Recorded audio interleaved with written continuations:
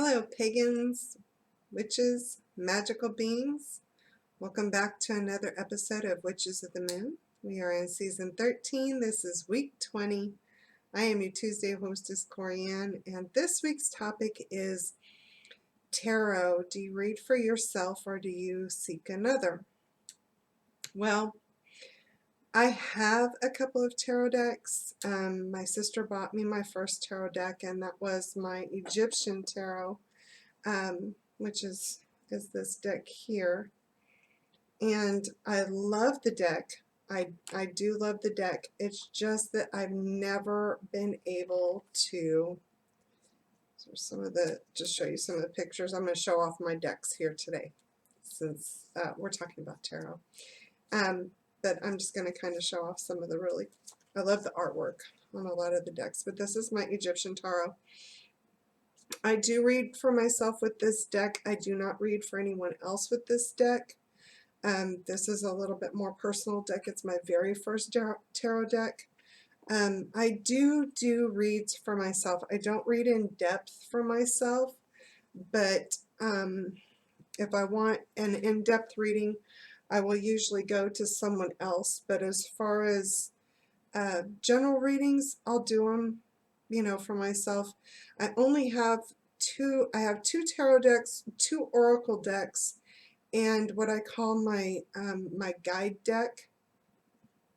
It's I bought it from a fellow, from a sister, and I think this was her first attempt at an oracle deck, and it's a very small deck, so it's not something that I can generally do a reading with. So I'll do a one card pull type thing with it. But as far as tarots, I have my cousin Billy gave me the A.E. Waite deck, this tarot deck, and it's got some beautiful artwork to it. It's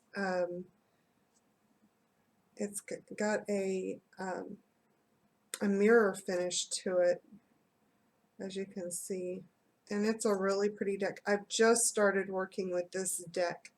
I haven't really been in depth with this particular deck, but it is a gorgeous deck and I do love it. But the one that I attach to the most, the one that I will read for myself the most, is my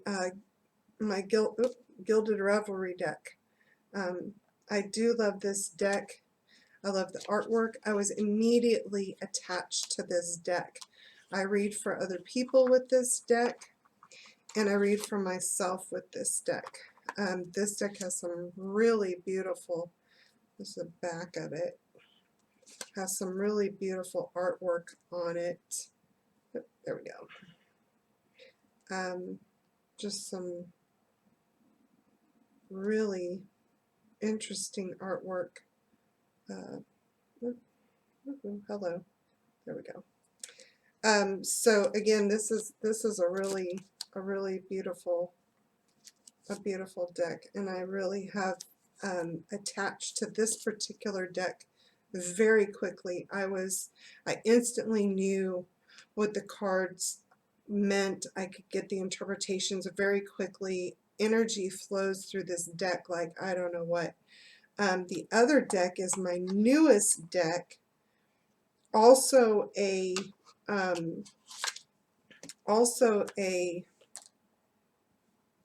oracle deck, and this is one that my son and daughter just got for me.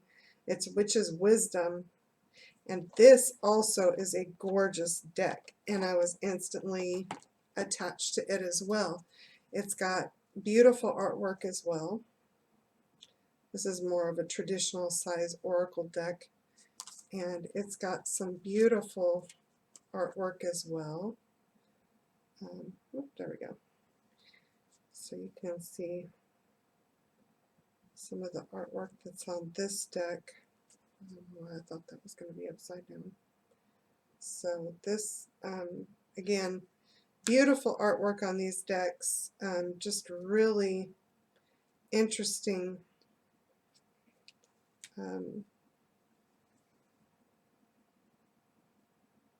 interesting artwork. This deck I do also read for other people with this deck. I've been very successful with it as well. I've been doing some complimentary readings in addition to my regular readings to kind of break the deck in and to get it consecrated to my energy. But it's been it seemed to attach very quickly. So I will read both. I've read for both myself and other people with that deck as well. And then of course this is my one card pull decks that I have. This is my I call it my guide deck. They're really cool. Really pretty artwork from this sister artist. Really beautiful. And they have some really great messages like, you know, embracing your inner goddess without apology, being strong, your faith is yours. This is Mamiwata. So that, again, they have some, Mat is one of my favorites. Then like there's ones like The Edge. Again, the artwork is gorgeous on these cards. And the edge is like, take a risk, embrace it, don't be afraid, that kind of thing. So just, again, I've got a couple of really cool decks. This one I generally do as just like a card pull type thing. Just what do I need to know today? What is my message for today? So I'll do this for myself and others as well. Usually I'll use these in addition to my readings. And that's this deck here. So again, I will read for myself usually on a daily basis. If I'm looking for a really in-depth answer to a question, or if I feel like my energy is being blocked, I'm not getting a good reading, and I've tried cleansing my deck and I've tried cleansing myself, and I still feel like I'm not getting a good reading, or sometimes if there's a really important question that I have that I feel like I need answered, I will seek someone else to read for me, because I always, I worry about interpreting the cards. Is it what I want, or is it what I'm being told? I'm pretty confident that most of the time it's what I need to know, what I'm being told. I'm pretty honest with myself, but I know if there's something that I'm passionate about, or I feel like I need an answer to, that I may not like the answer I get, then again I will seek someone else to read for me.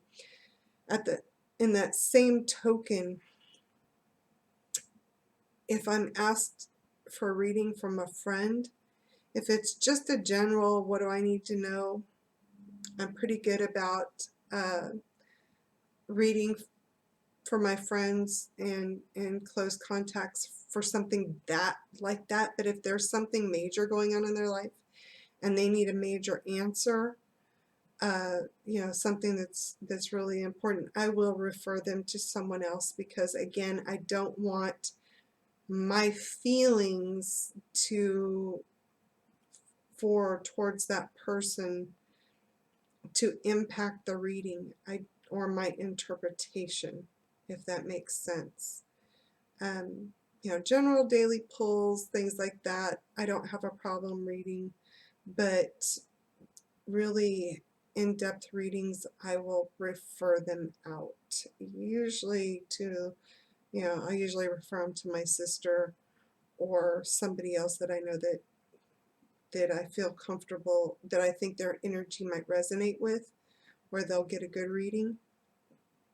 But yeah, so I think it's a matter, as far as reading for yourself, it's really a matter of personal preference. If you feel comfortable and confident in your ability to interpret your readings unbiasedly, if you will, then absolutely read for yourself. I don't see any problem with doing a one card pull or you know, a 3-card spread or whatever. I've done up to, you know, I do 6-card readings with the Reverie deck is what I generally use, anywhere from 6 to 12 cards, because these cards tend to work in pairs. So again, it just depends upon what your needs are, what you're looking for, what answers you're seeking, what's comfortable to you, what resonates with you. So if you know, you're comfortable reading for yourself, absolutely, by all means, you know. And I think it's a good way to build your intuitive skills, build your intuition, and that muscle, if you will, a magical muscle. That's cool, magical muscle. I'm easily amused. I amuse myself. Don't mind me. But yeah. So again, probably another quick video, but that's basically my take on that. Is if you know, you feel good reading for yourself, and you're comfortable with reading for yourself, absolutely. If you're not sure, I'd always back it up with the second reading. Get someone you trust to read for you, or someone you know that you feel is gifted that can read for you, and have them do it. Or even get online. There's a lot of groups on Facebook where, you know, brothers and sisters are trying to build their intuitive skills, and they'll sit there and do a reading for you free, you know, what have you. But please, if you're reading for people, don't be afraid, or don't feel like you shouldn't charge someone for your time and energy. You're providing a service just as if you were you know, anybody else providing a service. There's an energy exchange. So, you know, but as you're building your skills, a good way to start that, if you're new to it, to this form of divination, or maybe you're new to a deck, a good way to build those skills is to get online in a group and read for each other. It's an exchange. Somebody will read for you, you read for somebody else, you know, and it's an energy exchange. So yeah, that's my take. So if you have any questions, feel free to ask. If you have any comments, or you know, please share your take on the topic. Be sure to, you know, drop a comment in the comment bar, in the comments below. Don't forget to hit the like button, and subscribe. Be sure to watch all of the other hosts and hostesses videos. And see what their take on it is. That's the beauty of this channel, is we take a topic and you get to get several different views on that topic. So pick what resonates with you, or take a little bit from here and a little bit from there, and add it to your practice or your path. And I hope everyone has a great week. Stay safe. Blessed be.